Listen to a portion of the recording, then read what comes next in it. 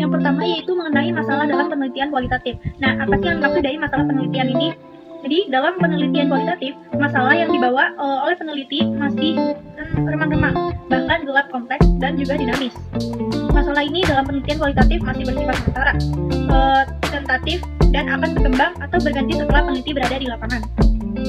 Yang selanjutnya itu mengenai fokus penelitian, di mana menurut Spradley menyatakan bahwa focus refer to a single cultural or a few related domains, yang dimana maksudnya adalah bahwa fokus itu merupakan domain tunggal atau beberapa domain yang terkait dari situasi sosial.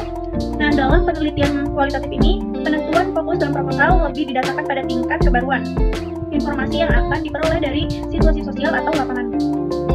Jadi bentuk rumusan masalah, di mana rumusan masalah ini ada 3 macam, yaitu deskriptif, komparatif, dan juga asosiatif.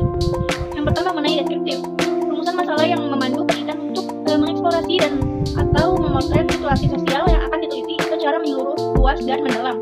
Sedangkan yang kedua pada rumusan masalah komparatif, yaitu rumusan masalah yang memandu peneliti untuk membandingkan antara konteks sosial atau domain satu dibandingkan dengan yang lain. Sedangkan yang ketiga mengenai bentuk rumusan masalah yang asosiatif, di mana rumusan masalah yang memandu peneliti untuk mengkonstruksi hubungan antara situasi sosial atau domain satu dengan yang lainnya.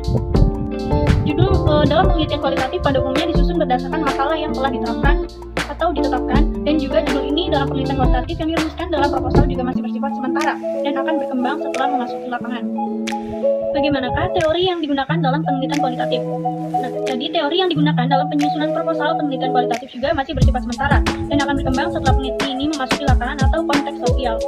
Dan juga dalam kaitannya dengan teori, kalau dalam penelitian kuantitatif itu bersifat menguji hipotesis atau teori, sedangkan dalam penelitian kualitatif bersifat menemukan teori. Baik, di sini saya akan melanjutkan penjelasan dari Putri, yaitu bagian populasi dan sampel pada penelitian kualitatif.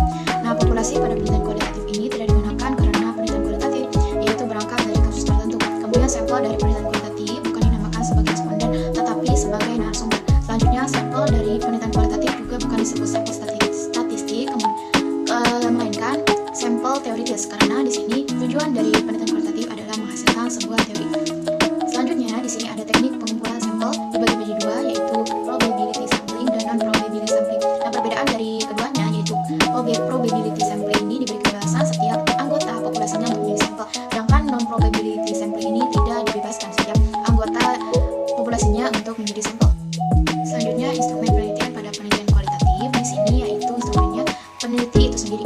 Peneliti kualitatif yaitu disebut sebagai human instrument yang fungsinya menetapkan fokus penelitian, membeli informasi bagi sumber data, melakukan pengumpulan data, menilai kualitas data, analisis data, menafsirkan data, sampai membuat kesimpulan atas temuannya. Selanjutnya, teknik pengumpulan data di sini dibagi menjadi 4 pada penelitian kualitatif, ada observasi, wawancara, dokumentasi, dan triangulasi atau gabungan. Selanjutnya ada teknik analisis data, dilakukan dengan mengorganisasikan data, menjabarkan ke dalam unit-unit, melakukan sintesa, menyusun ke dalam pola, memilih mana yang penting dan yang akan dipelajari, dan membuat kesimpulan yang dapat diceritakan kepada orang lain. Selanjutnya adalah proses analisis data. Nah, proses analisis data ini ada 3 tahap. Yang pertama yaitu analisis sebelum di lapangan, di mana analisis ini dilakukan terhadap data studi pendahuluan atau data sekunder yang akan digunakan untuk menentukan fokus penelitian. Kemudian yang kedua yaitu analisis data di lapangan, model Miles dan Huberman. Ini mengungkapkan bahwa aktivitas dalam analisis data kualitatif dilakukan secara interaktif dan berlangsung secara terus-menerus sampai tuntas sehingga datanya sudah jenuh. Aktivitas dalam analisis data yaitu data reduction, data display, dan conclusion drawing atau verification. Kemudian yang ketiga yaitu analisis data selama di lapangan dengan model Spradley. Spradley 190 membagi analisis data dalam penelitian kualitatif berdasarkan tahapan dalam penelitian kualitatif. Terdapat tahapan analisis data yang dilakukan dalam penelitian kualitatif yaitu analisis domain, taksonomi, dan konvensional analisis tema kultural. Nah, pada step selanjutnya yaitu ada proposal penelitian kualitatif, di mana terdapat gambar sistematika proposal penelitian kualitatif seperti yang disajikan di samping. Ada pendahuluan, kemudian ada latar belakang, kemudian ada yang bab kedua studi perpustakaan, bab ketiga prosedur penelitian, dan keempat organisasi dan jadwal penelitian, kemudian 5 biaya yang diperlukan. Selanjutnya yaitu mengenai jenis penelitian deskriptif atau descriptive research. Yang pertama penelitian survei, yang kedua penelitian kasus, yang ketiga penelitian perkembangan, yang keempat penelitian tindak lanjut, yang kelima penelitian analisis dokumen atau analisis isi, kemudian yang keenam studi waktu dan gerak, dan yang ketujuh studi kecenderungan. Nah, kemudian bagian selanjutnya itu contoh penelitian kualitatif, bisa dilihat di situ terdapat jurnal mengenai analisis kendala dan alternatif pembelajaran biologi pada masa pandemi COVID-19 di SMA Muhammadiyah 1 Bangun Rejo.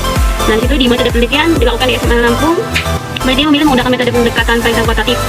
Nah, kemudian ini contoh penelitian kualitatif masih sama dengan judul peran guru dalam memotivasi belajar siswa pada pembelajaran biologi di kelas 11 SMA Negeri 1 Meurobo, Kabupaten Aceh Barat.